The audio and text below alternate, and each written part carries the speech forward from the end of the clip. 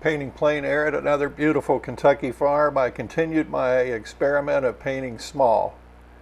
I used 5 by 7 inch panels, which led to a plein air first that was twice as nice.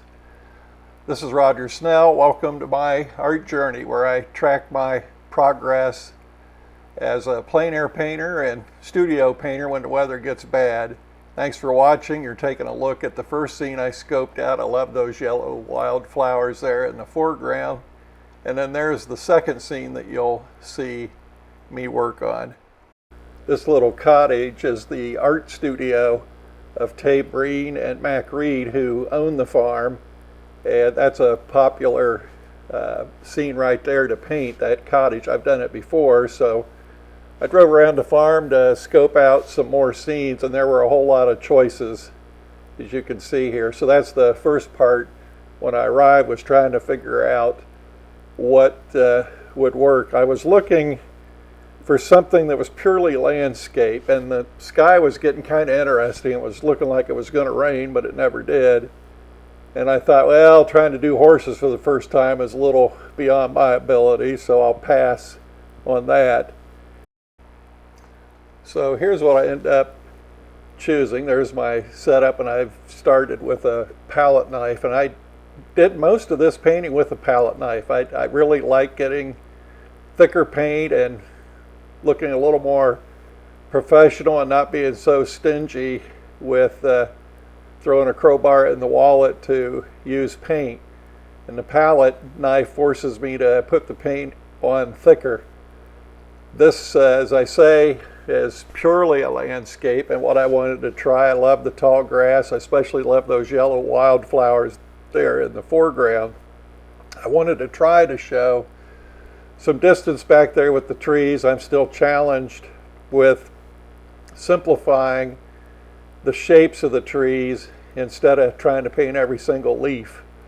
And that's quite a learning curve, and I'm still learning and progressing on that. The palette knife helps to keep me from fussing, because it does lay it on a little more patchy and more as a shape than as individual leaves.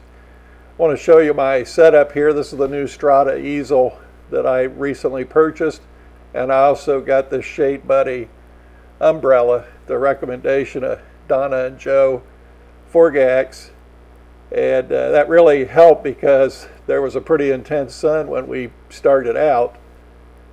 So that's what the setup looks like. That's the first scene, and finished up in a way that I was fairly happy with. I couldn't nitpick it too much. It kind of worked out the way I was hoping, to stay loose and not get too fussy, and finished it in less than an hour. And so I had time to go scope out a second scene. We were painting at Tay and Mac's place with the plein air painters of the Bluegrass, one of the two plein air groups that I now belong to. And this is a great week where I'm actually painting out 4 days out of 7.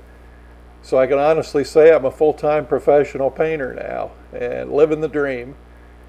So I hope you learn from my progress and see that anybody can do this. If I can't draw stick figures and can begin to turn out respectable work, I think anyone can.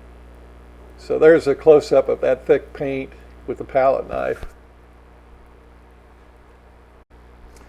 Now you're seeing the underpainting of the second scene, and I'm back to my old ways of having a barn in the painting.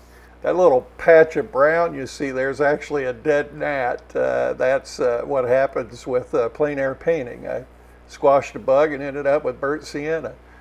The cloud got interesting, and there was sun hitting, so I laid that in real fast. I finally got some clouds that I liked, and then I came back and worked it in greater detail to get everything to blend in. One of the mistakes that I made, and this is what you learn, and didn't really notice it till I got back to the studio, is the barn is too dark. It is as dark as that fence post. And what happens is the barn doesn't recess into the distance. It looks too close. And so with a studio painting or larger work, what I would learn from that is to fix that barn and make the value a little less intense so that it would fade into the background. I want to introduce you to a couple of my painting buddies. I've painted in the studio for years and my paintings are much better than this. Well, this is harder. Yeah. This is way harder. Oh, that looks nice. Well, I think what I'm going to do is I can't do anything more like lighten that.